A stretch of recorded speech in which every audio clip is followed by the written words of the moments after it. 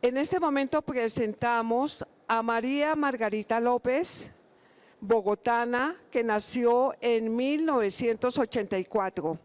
Es historiadora de la Universidad Javeriana, magíster en gestión cultural de la Universidad George Mason University y MBA del INALDE Business School. Su carrera se ha concentrado en el sector cultural, desarrollando proyectos culturales divulgativos en diferentes instituciones, tanto en Estados Unidos como en Colombia. Además, se desempeña como investigadora, editora y curadora de contenidos culturales. Entre sus más recientes trabajos se encuentra el libro editado por Señal Memoria, La Voz del Poder, el discurso presidencial 1938-2022. Actualmente dirige la Fundación Dandara, coordina el Festival Internacional de Historia y es columnista de la revista Alternativa. La tenemos aquí con una magistral charla de cómo contar en forma diferente la historia. María Margarita, bienvenida. Bueno, muchísimas gracias. Gracias, Marielita, por esa introducción. ¿Me oyen bien? ¿Sí? Listo. Muchas gracias por estar acá. Ya vamos a empezar con la charla. Del sepulcro a la cuna de Venus, nuevas formas de narrar la historia. Juego mi vida, cambio mi vida, de todos modos la llevo perdida, y la juego, la cambio por el más infantil espejismo, la dono en usufructo o la regalo, la juego contra uno o contra todos, la juego contra el cero o contra el infinito, la juego en una alcoba, en el ágora, en un garito, en una encrucijada, en una barricada, en un motín. La juego definitivamente desde el principio hasta el fin, a todo lo ancho y a todo lo hondo, en la periferia, en el medio y en el subfondo. Juego mi vida, cambio mi vida, de todos modos la llevo perdida. Este poema lo escribió León de Greiff en honor a su gran amigo Ricardo Rendón. El 28 de octubre de 1931, Ricardo Rendón se acercó a la Gran Vía, se sentó en una mesa y se pegó un tiro en la sien. Él se había suicidado. Su vida realmente fue un misterio y poco sabemos de Ricardo Rendón, pero lo que sí sabemos es que tenía un inmenso talento como caricaturista. Él, a través de sus trazos, puso a tambalear 4 administraciones. En 1931 se llevaba un año después del gran cambio que se esperaba para ese momento. Después de 44 años de hegemonía conservadora, se había llegado al poder por fin un presidente liberal, Enrique Olaya Herrera. La muerte de Rendón creó un vacío emocional también dentro del grupo de los intelectuales, los nuevos. Ellos, que tenían grandes aspiraciones y grandes esperanzas con este gran cambio, se dio cuenta que, pues desafortunadamente, esta muerte de Rendón era una gran pérdida para la intelectualidad colombiana. Rendón hizo parte del grupo de los Pánidas de Medellín, que fue este grupo literario, y junto con León de Greiff viajó a Bogotá a ser parte del grupo de los nuevos. Y pues como les comentaba, poco se sabe de Ricardo Rendón. Lo que sí sabemos es que siempre se vestía de luto, usaba constantemente un sombrero negro y solía vivir en el Hotel Metropolitano de Bogotá. En algún momento el New York Times le ofreció ser caricaturista y él mismo dijo: acá gano 1.000 pesos y prefiero pagar 1.000 para no tener que vivir en Nueva York. Él además tenía un luto constante porque su esposa o su prometida, que se llamaba Clarisa, murió durante el parto de su hijo. La historia de Rendón nos remite también a este espacio de la Gran Vía, que era este café Bogotá, que hacía parte de esta bohemia bogotana que hemos hablado numerosas veces.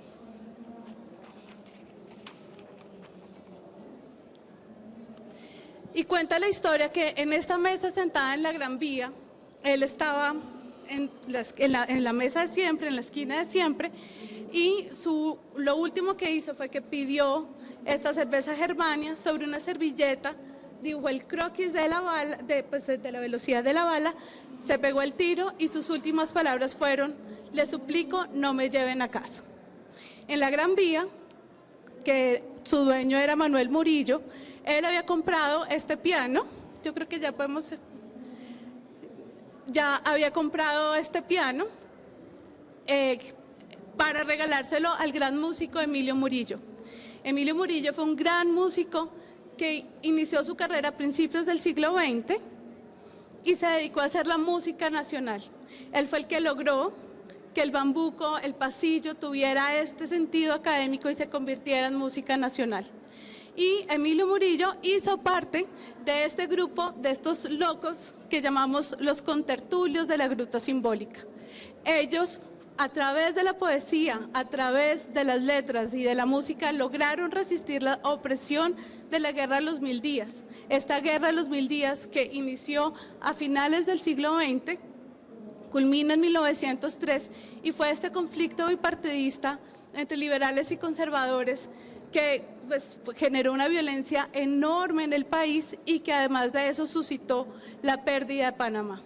Sin embargo, Emilio Murillo tenía un espíritu nacionalista muy particular en la época. Él estaba convencido que era posible hacer una música nacional, una música que tuviera una sonoridad particular, y por eso él logró impregnarle este nacionalismo al pasillo y al bambuco.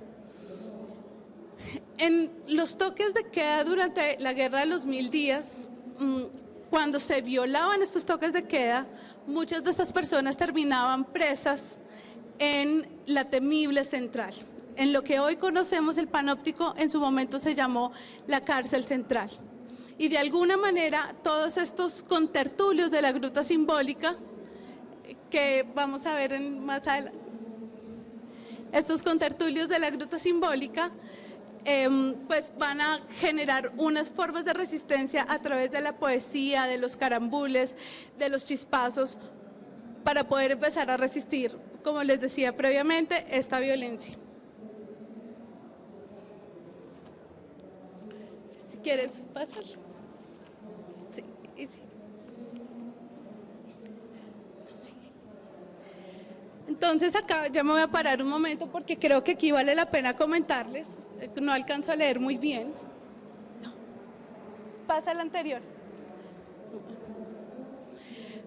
Estas personas de la gruta, ¿alcanzan a leer? Bueno, los carambules o los chispazos que fueron compuestos y escritos por contertulios como Jorge Pombo decían cosas como de esta naturaleza. No es cosa bien sorprendente que en este mundo perucho se encuentre constantemente muchos que quieren ser gente, gentes que quieren ser mucho. O estaba pensando, como dicen en la ciudad de Buga, como un parto urgente, candidatos a Clemente, enfermo de gravedad. Este tipo de carambules o de chispazos fue una de las aportes literarios con los que de alguna manera estos contertulios de la Gruta Simbólica lograron frenar o resistir estas violencias que les estaba comentando previamente. Finalmente,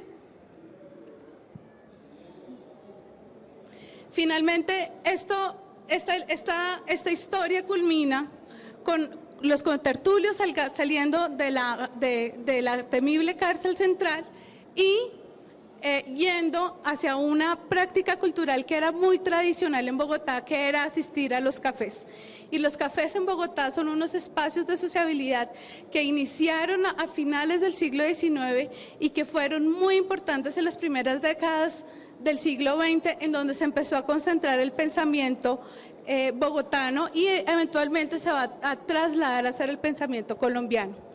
En estos espacios, como en la Gran Vía, o como eventualmente la Botella de Oro, o otro café que podría ser el Windsor, entre otros, o la Cuna de Venus, vamos a empezar a rastrear poco a poco lo que significa el pensamiento colombiano. Y esta historia viene como colación tratando de hacer una trazabilidad del personaje de Ricardo Rendón a personajes como Emilio Murillo o como los contertulios de la Gruta Simbólica, para hacer una pregunta que en mi caso como historiadora ha sido muy importante, y es si existe un pensamiento propio colombiano. Tenemos aquí en Colombia pensadores propios. Podemos pensar en nuestras propias categorías, así sea haciendo filosofía, creando literatura, y de alguna manera, inevitablemente, esta pregunta me lleva a estos espacios que son los cafés. Es como si el colombiano pudiera pensar de la mano de un tinto, o de una empanada, o de un anisado, o de un 11 letras, pero pareciese que estamos totalmente determinados a toda esta parte de desarrollar nuestra forma de pensamiento de la mano de un café y de los espacios de sociabilidad. Esta pregunta me remite también además a pensar nuestros primeros antecedentes. Las primeras tertulias en donde se empezó a fraguar nuestra independencia fueron en la tertulia del arcano sublime de la filantropía, o la tertulia eutropélica, o la tertulia del buen gusto, que fueron estas primeras tertulias en donde se empezó a gestar el pensamiento independentista.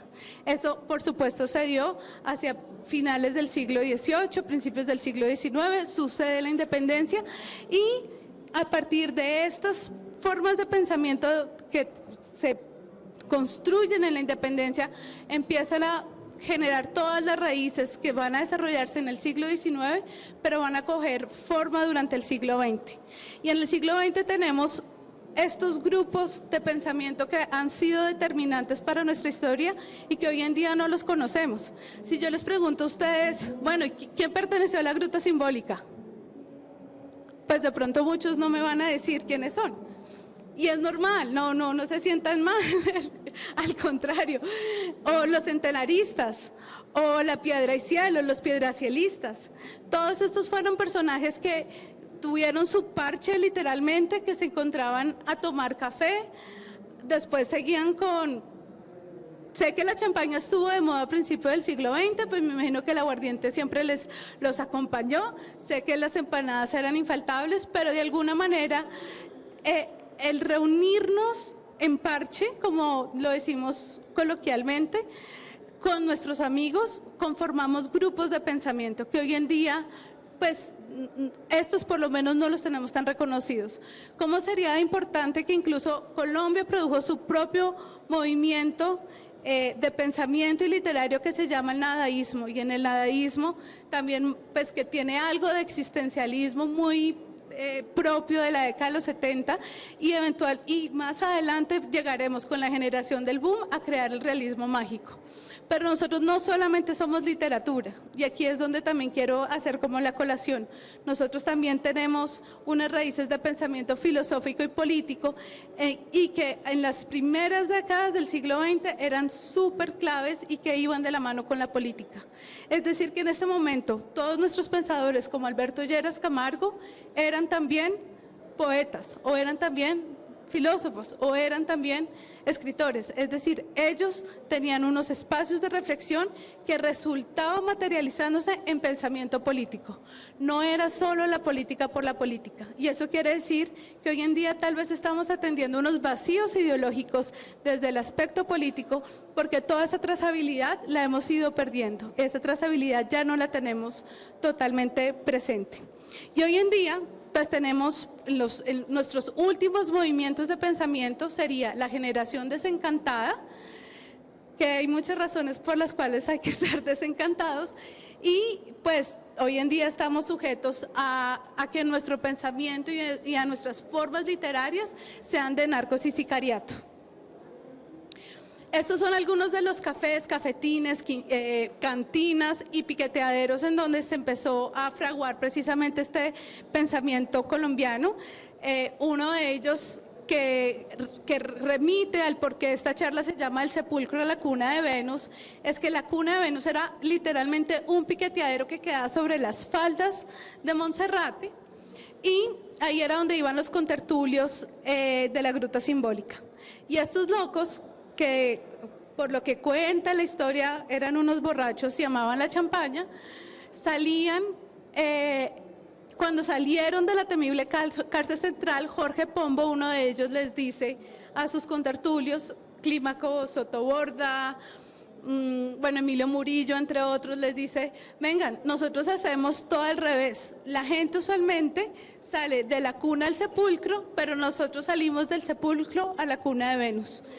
Entonces, esto es como parte como del humor que hacía parte de estas personas de la Gruta Simbólica.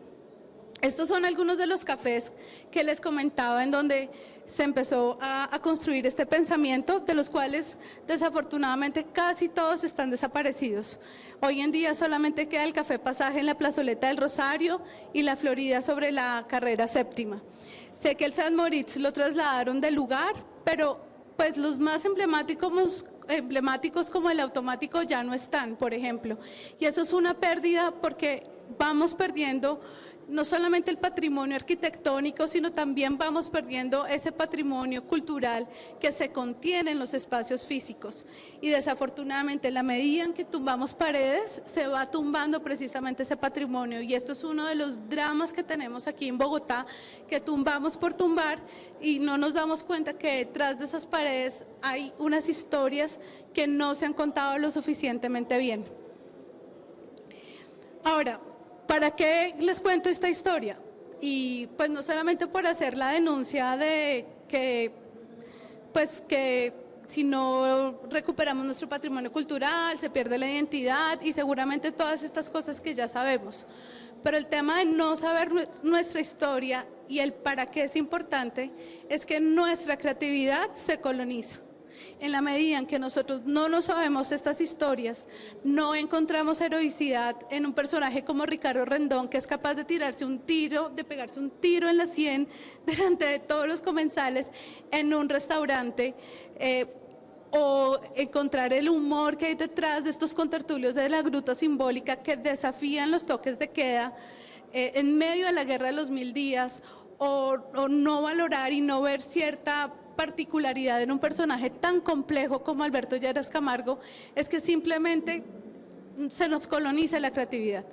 Si yo les contara esta historia exactamente la de Ricardo Rendón, y en vez de Ricardo Rendón les digo que se llama Richard Rendon, y que en vez que venga de las montañas de Pensilvania, viene, o sea que en vez de las montañas de Manizales viene de las montañas de Pensilvania, y que en vez de que sea el periódico El Tiempo es el New York Times, les juro que salen corriendo a contarles la historia a su tía.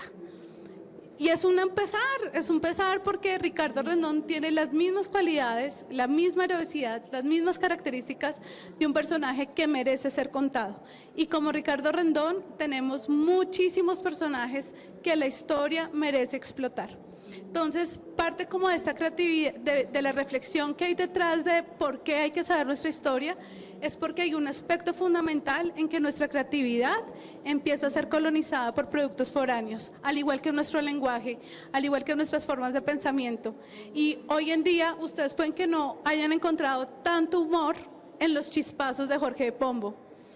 Sí, es un chiste de hace 100 años, 120 años ya, pero tiene unas cualidades identitarias que por lo menos deberíamos tenerlas mucho más apropiadas. Finalmente, yo me dedico a hacer proyectos culturales y uso la historia como una excusa para usar la creatividad. Y la historia usualmente está contenida en libros. Y la propuesta de los nuevos desafíos narrativos que tiene la historia es traspasar las fronteras del libro. El libro hoy en día ya no es suficiente porque la gente ya no lee lo suficiente y es normal. Es entendible porque los tiempos cambian, pero sí hay que generar nuevas formas de alfabetización para poder empezar a leer la historia desde diferentes ángulos. Es decir, nosotros no necesariamente para aprender historia o para querer la historia hay que leer un libro. No hay que remitirse a la fuente histórica o entrar al archivo histórico. De hecho, hoy en día estamos atendiendo a nuevas alfabetizaciones porque estamos aprendiendo a leer a través de imágenes narradas como leyeron nuestros antepasados. En la historia la gente aprendió a través de la lectura visual y la lectura auditiva. De hecho, el proceso de lectoescritura se da solamente a partir del siglo XIX y es un proceso de democratización que se consolida en el siglo XX. Entonces, no hay que ser tan críticos con no necesariamente leer un libro, pero sí ser lo suficientemente generosos para aproximarnos a la historia desde estas distintas herramientas que hoy en día la tecnología nos los da. Y para eso, pues acá viene otra pregunta de esas que nos hacemos los historiadores, y es ¿cómo se siente la historia? Y la historia, pues, de alguna manera también está llena de sentidos que no hemos logrado totalmente concatenar en estas narraciones históricas. Nos hemos como aferrado mucho a la razón, y particularmente aquí en Colombia, en donde tratando de entender nuestros procesos históricos hemos hecho grandes actores como la élite o como la burguesía o como las clases populares, y de alguna manera le hemos perdido ese carácter de sentimiento o de sentido que puede generar precisamente el personaje histórico. Entonces, ¿cómo se siente la historia? Yo pienso, por ejemplo, que la historia debe oler muy mal, debe haber olido espantoso. Es decir, Bogotá en el siglo XIX era una alcantarilla. Entonces, por ejemplo, yo por ahí no me quiero ir. Pero a mí sí me interesa saber cómo se oye la historia. Para mí la historia del sonido, esa percepción que genera el sonido, es una pregunta muy importante para mí. Y por esta razón, de alguna manera, poder reconstruir sonoramente cómo pudo haber sonado Bogotá o cómo pudo haber sonado estos cafés de principios del siglo, es una pregunta que me fascina. Y aquí es donde yo empiezo como a concatenar todas estas ideas, ¿no? Amo la historia del siglo XX de Colombia, me parece absolutamente fascinante la historia de los grupos literarios, estos locos pensadores que hicieron sus grupos literarios y se iban a parchar por horas a los cafés de Bogotá. La historia que hay detrás de las paredes de los cafés de Bogotá, que tiene que ver con la cultura, que tiene que ver con el pensamiento político, que tiene que ver con nosotros, pero también cómo se oye.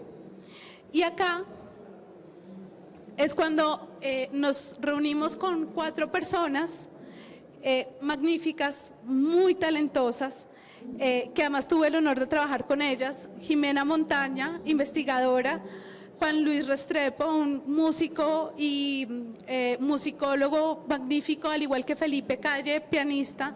Y nos sentamos los 4 a pensar cómo podríamos reconstruir sonoramente este momento histórico de Bogotá de las primeras décadas del siglo XX. Yo quería oír el tintineo del café, la cucharita, los pasos, el piano de Emilio Murillo por allá atrás, y entonces empezamos a reconstruir sonoramente todo este momento y esta historia que les quise contar. Y acá es cuando nos ganamos la beca de la Biblioteca Nacional de Colombia y hacemos este proyecto que se llama Del sepulcro a la cuna de Venus.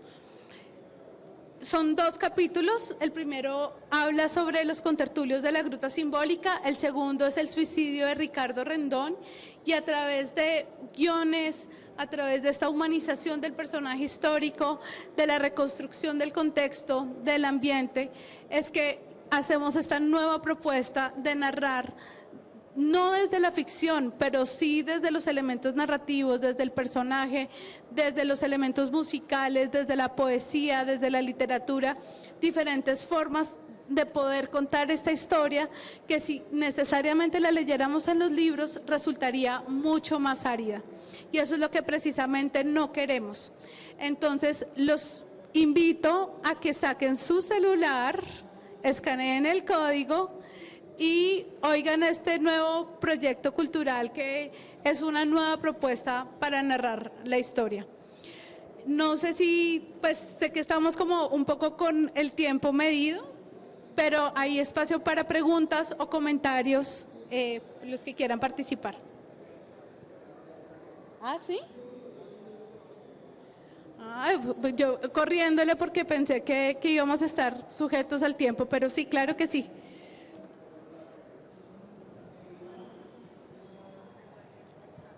Perdón, primero que todo hay que recordar que Bogotá nace con la arquitectura colonial y que Bogotá fue una ciudad lindísima, no fue una cloaca. Bogotá se desarrolla a las salidas de la ciudad. ¿Y cuáles eran las salidas de la ciudad hacia el norte? La Plaza de Toros. ¿Y cuál era la salida hacia la Sabana? El Matadero. ¿Y cuál es el Matadero? Lo que hoy es la Universidad Distrital. Y hacia la parte del sur estaba lo que era San Victorino. Pero Bogotá se desarrolla en ese plano porque yo soy bogotano original y soy arquitecto, después con la llegada de la arquitectura republicana, que es la mezcla entre lo colonial y lo republicano. Entonces, la arquitectura empieza a desarrollar el arco de medio punto, ¿sí? Así, y el ojival. Y empiezan a nacer las catatumbas en Bogotá, que es donde están los cementerios.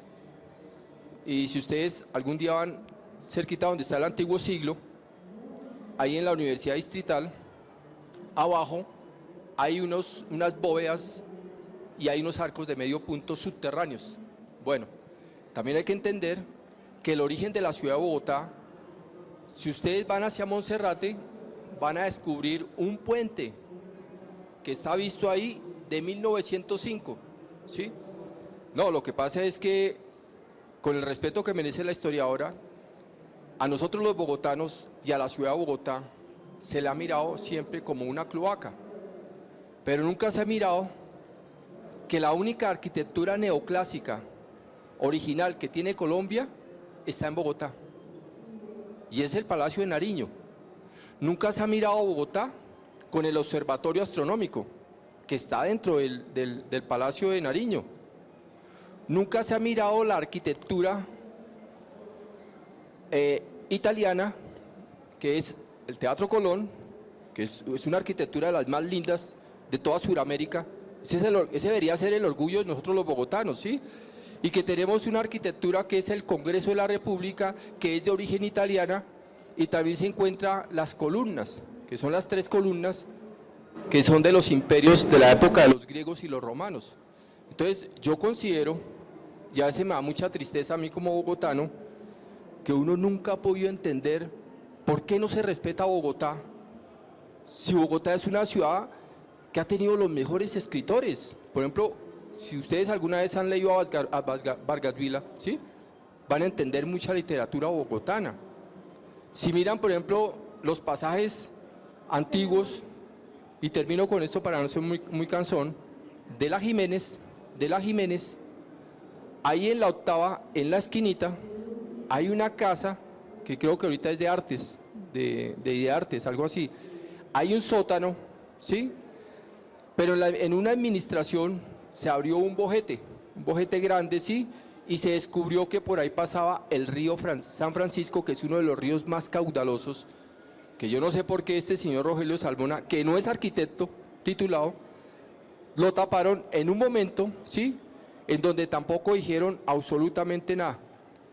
Bogotá es una ciudad, a mi juicio, la más perfecta de Colombia. Bogotá es una ciudad que tiene la mejor arquitectura. Y hay una cosa que la gente no ha entendido, es la única ciudad de Sudamérica, en donde las iglesias al lado de lo que es el edificio de Avianca, duró 45 años la talla de esa madera. O sea, miren lo que tenemos en Bogotá, y vienen toda la gente de todas partes de Colombia, a excepción de los venezolanos, cosa curiosa, ¿no? A excepción de los venezolanos, a burlarse de Bogotá, cuando los venezolanos han dicho qué ciudad tan linda es Bogotá. Gracias. Muchísimas gracias. ¿Dónde está? ¿Lo tienes ahí? Bueno, ¿qué pasa ahí, Gaby? Sí. ¿Aquí? ¿Hola? ¿Sí? ¿Sí se oye? No, pues solo quería como mencionar que ahorita me estoy leyendo un libro que se llama Las epistemologías del sur, y precisamente habla de muchas cosas que tú mencionaste, porque, bueno, lo escribió un tipo portugués hablando sobre que en este momento hay una crisis económica mundial y parece que no hay como ninguna respuesta que viene de las hegemonías normales del norte del global, ¿cierto? Pero entonces él dice que el sur y el norte global son más como simbólicos, ¿no? Como que el norte es la hegemonía y el sur es lo que no es. Y que lo que él plantea es que en el sur existen muchas respuestas políticas y económicas para todas las crisis que hay, pero nunca se han como explorado de verdad, precisamente por el colonialismo del pensamiento, ¿cierto? Como lo que tú mencionabas. Entonces, sí se habla como del ejemplo de Colombia específicamente. Lo que tú dijiste resonó mucho conmigo cuando dijiste que como que las estructuras políticas que teníamos antes tenían un trasfondo muy profundo y ahorita ya no tanto, precisamente porque nos hemos como centrado en mirar como estructuras políticas de afuera y no tanto las de adentro, siendo que aquí en Colombia tenemos pensadores súper inteligentes que además conocen Colombia mejor que cualquier otra persona que pues viva por fuera. Entonces sí, creo que como que apreciar esta historia de estos bogotanos que eran pensadores y que tenían muchos pensamientos filosóficos que al final terminaron siendo políticos, podría ser una de las, no sé, como curas a todo este desastre político que está pasando en este momento en Colombia. Ya, es eso. Yo estoy de acuerdo contigo, yo creo que hay que mirar esa base filosófica e ideológica con la que construimos precisamente esa parte del siglo XIX y esas primeras décadas del siglo XX. Políticamente hay muchas fuentes que pueden llegar a inspirar. Por ejemplo, una de las cosas que se me pasó a mencionar, porque es que el grupo de los nuevos era un grupo tremendamente dinámico y ellos hablan mucho de un valor que ha sido un valor supremo en Colombia y que yo creo que esa es una de las razones por las cuales ha sido tan difícil llegar a tener una dictadura en el país. Y es que nuestras raíces fundacionales desde Francisco de Paula Santander, principalmente con Santander más que con Bolívar, consignan la libertad. Y la libertad es un valor supremo que permanece ideológicamente, principalmente en el Partido Liberal, pero no contradice en absoluto el Partido Conservador y que además de eso se refleja en una férrea defensa de la libertad de prensa. Y yo creo que hay pocos países como Colombia en donde eso es un valor que es totalmente transversal a toda la política y que hoy en día lo seguimos viendo. Es decir, sentimos que puede que nuestro sistema político esté en riesgo, puede que sí, puede que no, digamos, aquí no se trata de conversar sobre eso, pero sí entender que esa raíz ideológica permanece y es totalmente vertical al espíritu nacionalista que se ve reflejado precisamente con lo que es la libertad de expresión y las libertades individuales además. Razón por la cual los toques de queda no tienen mucho sentido, por eso es tan difícil pensar una dictadura y por eso la prensa y la posibilidad de decir y de hablar sigue siendo una de las consignas más importantes de la cultura política de nosotros. Y eso, por ejemplo, es un valor que nosotros no debemos apreciar y que es totalmente vertical a la cultura política colombiana. Creo que ellos querían antes y después tú. Pero creo que ahí puedes. Buen día. Bueno, primero felicitarte. Me encanta lo que nos has mostrado, el trabajo. La verdad, valoro mucho que personas como tan jóvenes estén tan preocupadas de la historia y que la estén viendo desde muchas facetas. Incluso has hablado de un término muy lindo que es sentir la historia. O sea, no solamente leer la historia, no solamente entender la historia. Me pareció muy lindo. Quisiera saber además qué sigue, o sea, que nos hablaras un poquito si ya tienes nuevos proyectos y cómo han percibido, digamos, el tema de lo que han publicado en forma escrita frente a lo que han publicado en forma digital, como este podcast. Y si van a ir también a un alcance más allá de Bogotá. O sea, si han pensado en otras regiones de Colombia o por fuera del país. Gracias. Bueno, mil gracias por esta pregunta. Sí, en efecto, esta preocupación de cómo sentir la historia hace que también tenga la pasión de poder llevar la historia a otros escenarios que no necesariamente son los académicos. Y esta lucha de correr estas fronteras académicas para hacer una historia divulgativa es lo que los historiadores que nos dedicamos a este campo es la historia pública, que queremos que todo el mundo ame la historia como la amo yo, así de sencillo. Y de la mano de Marielita, que fue la persona que muy honrosamente abrió el Día de la Historia, tenemos una misión que es hacer crecer y consolidar el Festival Internacional de Historia. Hace 7 años ella tuvo la iniciativa de hacer este festival en Villa de Leyva y ha sido, pues convenció a un grupo de gente maravillosa y que se ha dedicado a sacar adelante este festival. Y yo me vinculé el año pasado y nuestro sueño realmente es crecer, hacer una programación más atractiva, poder precisamente hacer un proceso de descentralización de la cultura. Tenemos unos carteles maravillosos de historiadores como lo que vamos a tener hoy, historiadores de una talla magnífica como Karl Langebeck, Patricia Lara, Jorge Orlando Melo, inclusive ya historiadores internacionales de la talla Santiago Posteguillo que van a ser parte de esta conversación, y lo que queremos precisamente es que personas jóvenes como ustedes se enamoren de la historia y progresivamente se vaya pues, construyendo este sentido de apropiación. Precisamente como la historia no solamente se lee, sino también se disfruta y también se siente, también nos gusta promover diferentes formas de aproximarse a las lecturas de la historia. Yo, por ejemplo, sé que acá Fernando tiene una propuesta maravillosa audiovisual de poder narrar de una manera absolutamente creativa la historia. O Santiago Posteguillo hace historia novelada, pero no pierde la veracidad de lo importante que fue el suceso del Imperio Romano y de la vida de Julio César. Entonces, fíjate que es un universo que sigue por explorar, pero también esto es un llamado, pienso yo, a los artistas y a los creadores y a los creativos y a los músicos y a los diseñadores y a todas las personas que encuentren la fuente de inspiración en la historia, porque precisamente cuando uno no conoce estas historias, la historia se coloniza de otras maneras. Se coloniza con los productos que vemos constantemente foráneos, que vienen pues de obviamente principalmente de Estados Unidos. No quiere decir que sea malo, de hecho son muy buenas las producciones, pero nos inhibe de mirar un poco más para adentro. Entonces yo creo que sí, en la medida en que vayamos cerrando esas brechas y en que los historiadores dialoguemos más con las artes o con el campo audiovisual o con todos los sectores, también vamos fomentando pues una economía creativa que está en boga y que también produce conocimiento y produce un montón de cosas. Claro, sí, señor. Ah, no, venía él y después tú.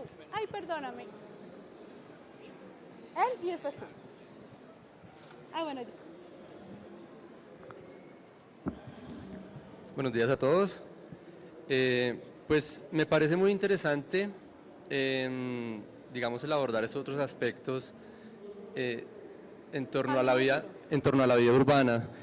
Digamos que la ciudad es un hecho social, político, más que arquitectónico. Digamos que más allá de las formas también están las dinámicas, pero tampoco hay que desconocer que la ciudad también es un crisol en donde se están mezclando una cantidad de elementos culturales, raciales, ideológicos, religiosos, gastronómicos, bueno, una cantidad de cosas. Digamos, sería uno de esos elementos, pero digamos que también hay una cantidad de personajes sin nombre y sin rostro que le han dado forma a la ciudad. Paralelo, digamos, a estos cafés, a estos piqueteaderos, están las chicherías, y las chicherías son un elemento muy, muy importante de socialización de esas clases iletradas que también tenían un pensamiento político, también tenían un imaginario y que también fueron perseguidos por diversas causas. Esas chicherías eran los lugares de reunión de esa población que tenía ascendencia indígena y que tenía un lugar en las periferias de la ciudad, digamos lo que se conocía antiguamente como el Paseo Bolívar.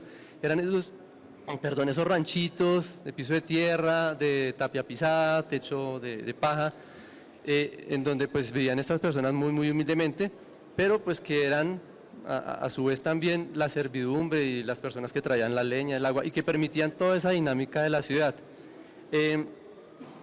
Como mencionabas anteriormente, la cuestión de la lectura a veces es muy ladrilluda, por decirlo de alguna forma.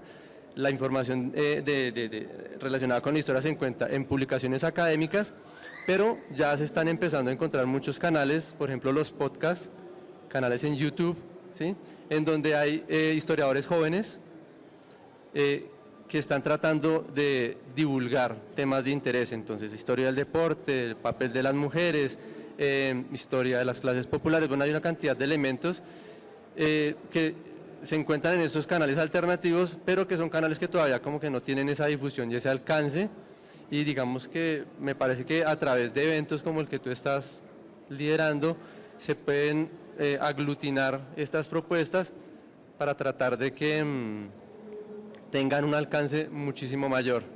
Entonces, digamos, también me gustaría saber, digamos, a futuro, en qué proyecto estás pensando, digamos, como para tratar de aglutinar todos estos canales alternativos de divulgación, más allá de las revistas académicas, para que tengan un alcance y la historia pues le llegue al ciudadano de a pie de una forma que le despierte interés. Bueno, tienes toda la razón con respecto a las chicherías y sí, esos fueron unos espacios también fundamentales de conformación social y no podríamos decir per se pensamiento en el sentido en que se desarrolla esta charla, pero pues por supuesto, lo que pasa es que en los 30 le dieron la guerra, ¿no?, a la chicha, entonces la erradicaron casi de nuestras costumbres, inclusive Jorge Eliezer Gaitán la prohibió cuando fue alcalde de Bogotá. Entonces, bueno, eso es otra historia que también es una historia muy bonita. Con respecto a los proyectos, nosotros desde la Fundación Dandara, que es, digamos, mi proyecto personal, la misión es narrar historias que merecen ser contadas. Este podcast nos tomó un esfuerzo enorme hacerlo porque tal vez no entré en la minucia, pero nosotros rescatamos partituras de la Biblioteca Nacional. Se hizo todo un trabajo de musicología para darle el sentido propio de cómo interpretar esta música de pasillo y de bambuco, de este espíritu nacionalista de la década de los 20 y de los 30, y se grabó la música. O sea, nosotros hicimos un fonograma original que pertenece a este podcast con el ánimo de volver otra vez a reconstruir cómo sonaba esta música. Entonces, mi interés es poder producir principalmente de la mano de las herramientas audiovisuales este tipo de contenidos, porque pues yo sí creo que la historia es una acción democrática y pues seguir trabajando duro con María Elisa y con el Festival de Historia para seguir creciendo y cultivando los públicos.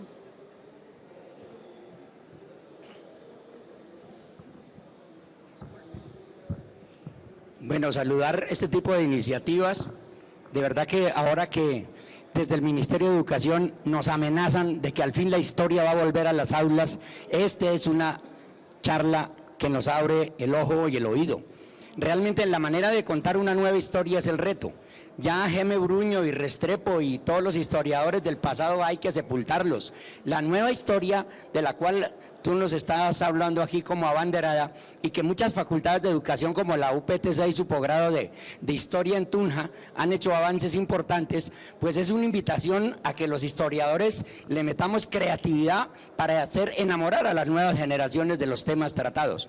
Aquí en este salón acabamos de hacer la presentación de un libro que yo escribí que se llama El general José María Melo, el Rayo de América.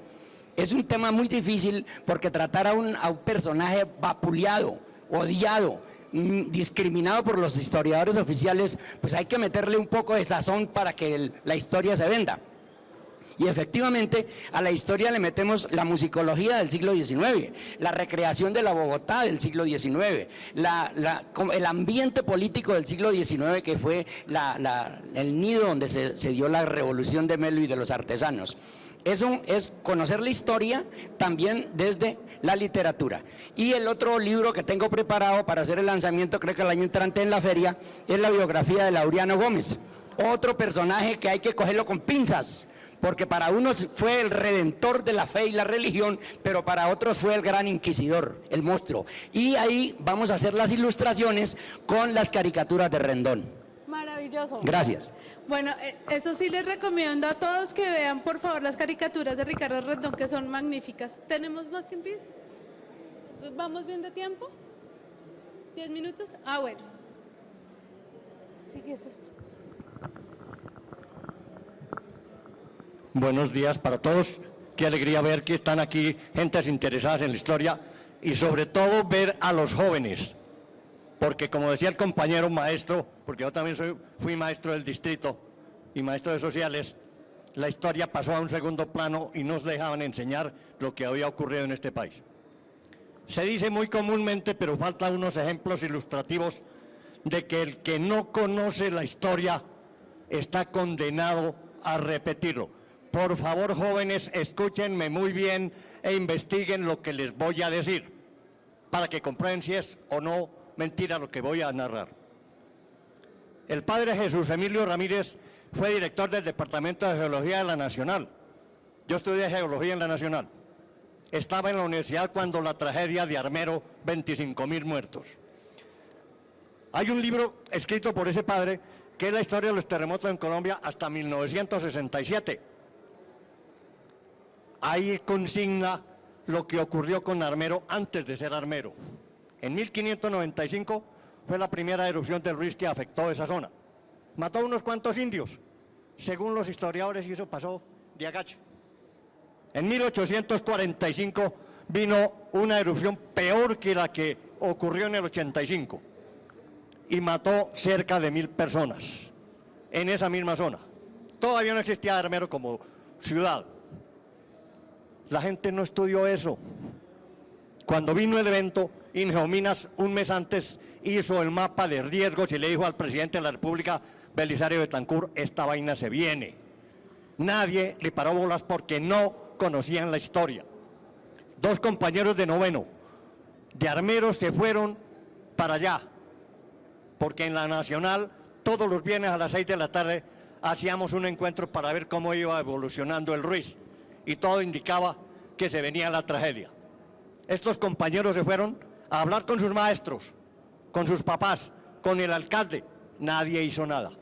A la semana regresaron, pasaron frente a todos los que estábamos ahí frente a ellos y les preguntamos cómo les fue. Se agacharon y se pusieron a llorar. Ese día no hubo más reunión. ¿Para qué? Sabíamos que se venía la tragedia y nadie hizo nada. El que no conoce la historia está condenado a repetirlo. Piensen, si en esos colegios, si en esas escuelas, si las mismas autoridades hubieran sabido con tiempo lo que hubiera ocurrido, hubieran tenido esa cultura, ¿ustedes creen que el día que fueron los estudiantes, qué hubieran hecho? Hubieran oído y hubieran actuado. Y era fácil. La avalancha tuvo 2 horas para bajar desde la erupción hasta Armero. Y ahí hay unas lomas cercanas a donde todo el pueblo hubiera podido ir si hubiera habido un plan bien arreglado para que la gente salvara su vida. Pero como no conocían la historia, ustedes saben los resultados. Los invito a que entren a internet, busquen el libro, se llama La historia de los terremotos en Colombia, Padre Jesús Emilio Ramírez. Ahí está consignado lo que yo acabo de decir, las erupciones de 1595 y de 1845 del Nevado del Ruiz. Entonces, por favor, jóvenes, cuando sus maestros en el colegio les hablen de historia, escuchen, porque eso les puede servir en el futuro. Los alumnos de Armero no tuvieron esa oportunidad de oírlo y hoy no están con nosotros, ni sus familias. 25.000 muertos. Si ese ejemplo no sirve para decir que el que no conoce su historia está condenado a repetirlo, entonces no sé cuál ejemplo pueda servir. Muchas gracias. Muchísimas gracias. No, ponlo ahí, ponlo ahí. Sí, tenemos un comentario más y yo creo que ya podemos ir cerrando. Mi nombre es Campoanía Leal, soy boyacense. Hice la ruta libertadora a pie hace 5 años, caminando a Arauca a Bogotá durante 69 días para rememorar qué fue lo que hicieron los patriotas y sentir en carne propia algo de lo que nuestros soldados les tocó sufrir para darnos la libertad. Pasar el páramo de Pirba en unas condiciones similares a las que la pasó Bolívar, lloviendo durante 11 horas caminando en medio de una neblina, una ventisca que nos tiraba a los charcos del camino, al barro, llegar encalambrados al otro lado de la cordillera. Y nosotros dizque modernamente con buenas vestiduras y no sirvió de nada. Imaginen los soldados de Bolívar, sobre todo los llaneros, que venían semidesnudos, con hambre y sin saber a dónde llegar. Les tocaba entre las pajas y los frailejones del camino. Gracias. Muchas gracias.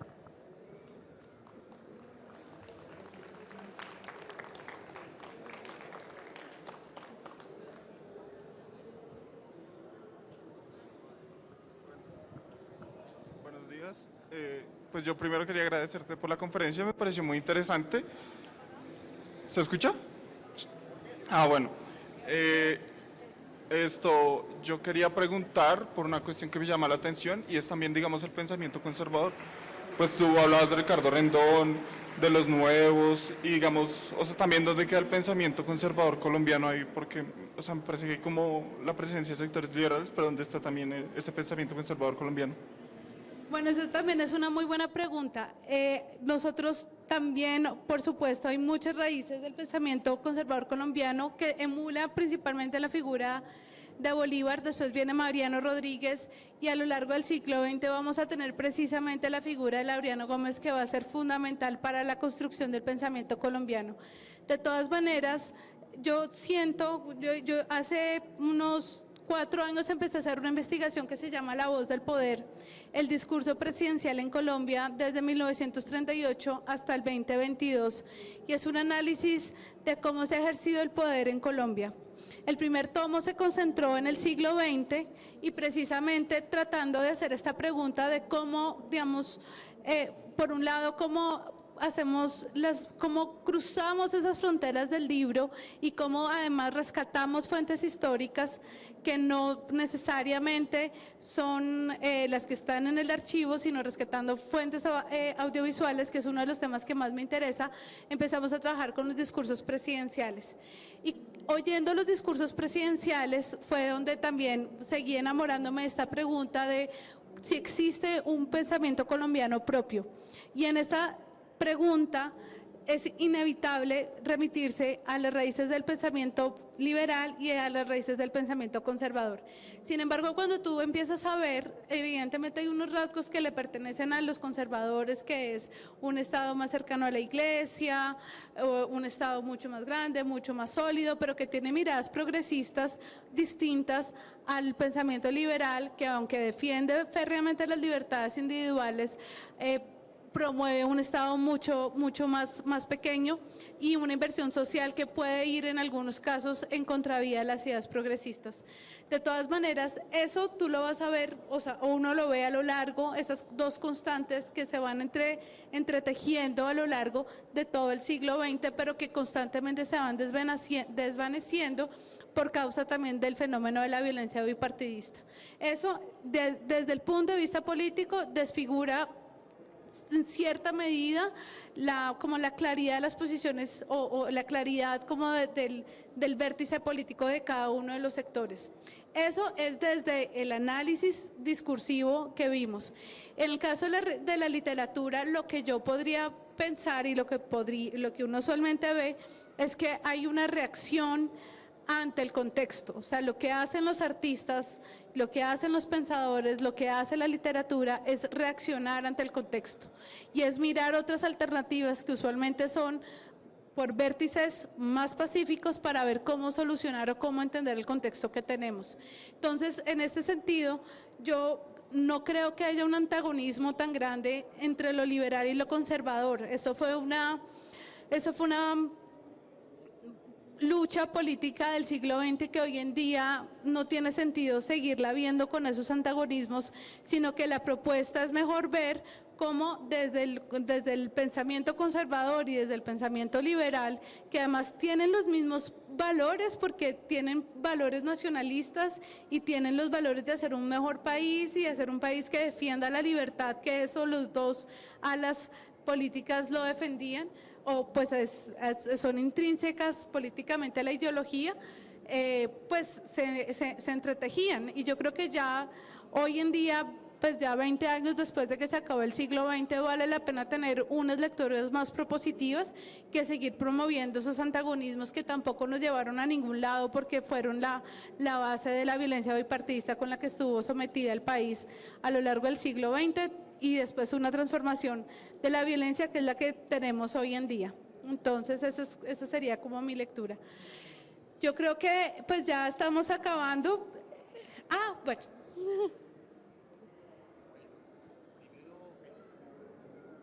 Hola. ¿Te sirve?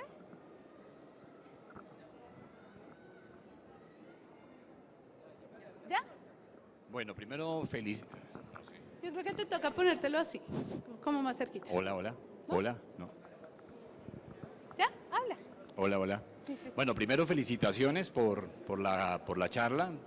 Segundo, éxitos en lo que vaya a ser del Festival de Historia. Lo tercero, a todos los presentes, ojalá nos encontremos en el Festival de Historia en Villa de Leyva, me parece muy valioso. Pero sí quería concentrarme un poquito en lo que intentó mostrarnos de las nuevas formas de narrar la historia, que me parece que es donde está el punto. Así como los pregoneros o los chasquis, ¿cierto?, pasaron a los amanuenses y después pasamos al libro y el libro permaneció durante tantos siglos, hoy nos encontramos ciertamente frente a un desafío de cómo narrar, o bien sea a través de lo auditivo o bien sea a través de las imágenes. Y ahí es donde, digamos, está el esfuerzo de un caso como este, que es la convocatoria que hizo el Ministerio de Cultura, según contabas. Pero le quería preguntar, por ejemplo, ¿cuánto tiempo hace que salieron estos dos podcasts? Estos podcasts los entregamos en diciembre, los acabamos en diciembre y los subimos hace como 2 semanas a Spotify. La verdad, hace muy poquito.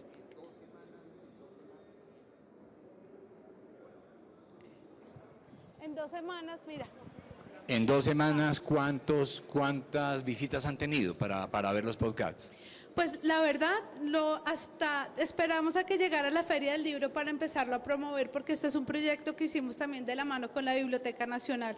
Entonces, solo hasta la semana pasada fue que pues empezamos a lanzarlo y a comentarlo. En este momento no tendríamos las métricas. Bien, y una de las mayores dificultades de un autor, de un escritor, siempre es quién me publica. Más que quién me lee, es quién me publica y después viene el esfuerzo de saber si me leyeron o no. En términos de costos, sabiendo que hoy con la tecnología lo que pasa es que cada cual puede hacer la posibilidad de publicar, como pasa con todo hoy en día, con las web. En ese sentido, ¿cómo ve ese futuro, digamos, para que el podcast, digamos, realmente siga creciendo? Porque los podcasts en otras partes vienen del 2010, 2012, aquí estamos apenas comenzando esa revolución del podcast, pero estamos demorados. Ese es uno de los desafíos más grandes, porque obviamente quien te publica o la mano de la editora hace la gran diferencia de cómo llegarle a los públicos. Digamos que el desafío más grande no es solamente cómo hacerlo, porque ya uno más o menos sabe cómo hacerlo, sino cómo llegarle como a otras audiencias. Sin embargo, pues aquí contamos con una beca de la Biblioteca Nacional, que fue la que financió el 80% de este podcast y que realmente alcanzó para 2 capítulos, eran 3, pero nos alcanzó para 2, precisamente porque hicimos un fonograma especial para esto, o sea, contratamos músicos que grabamos para esto, entonces digamos que ahí hubo como esas limitaciones, pero el tema más grande son las estrategias que toman muchísimo tiempo y muchísima disciplina de construir todo este ecosistema digital para poder llegar como a los nuevos públicos. Y uno en el fondo está compitiendo con Penguin Random House, está compitiendo con Planeta, está compitiendo con estos grandes para poder, digamos, poder llegar a estos públicos. Esto es una curva de aprendizaje constante, porque además va cambiando, es decir, cada día hay más tecnologías y más herramientas que hacen que sea desafiante el tema, pero por otro lado uno ya cuenta con la libertad y la autonomía de decir, venga, yo quiero hacer este proyecto, buscamos a la biblioteca u otras entidades culturales que le quieran a uno apoyar este tipo de iniciativas, uno abre su propio canal y hacer todo el trabajo de la construcción del ecosistema, que es hoy en día pues uno de los desafíos más grandes que tenemos, incluso yo creo que para las productoras, es decir, yo creo que Canal Caracol tiene el mismo dilema, o sea, yo creo que todos estamos en el mismo dilema, que estamos ante una explosión de posibilidades de contenidos que hay que buscar cuál es el elemento diferenciador. En este caso, en Colombia, yo sí, por todo el estado de arte que he mirado, no estamos produciendo tantos contenidos históricos y ahí hay una posibilidad para contar precisamente nuevas historias. Y ya, bueno, nos tocó cerrar ya porque ya viene la siguiente charla. Antes de que se vayan, los invito a que vean a Karl Langebeck, un gran historiador que nos va a narrar sobre indios y conquistadores y todo este proceso de mestizaje que fue determinante para nuestra historia. Gracias.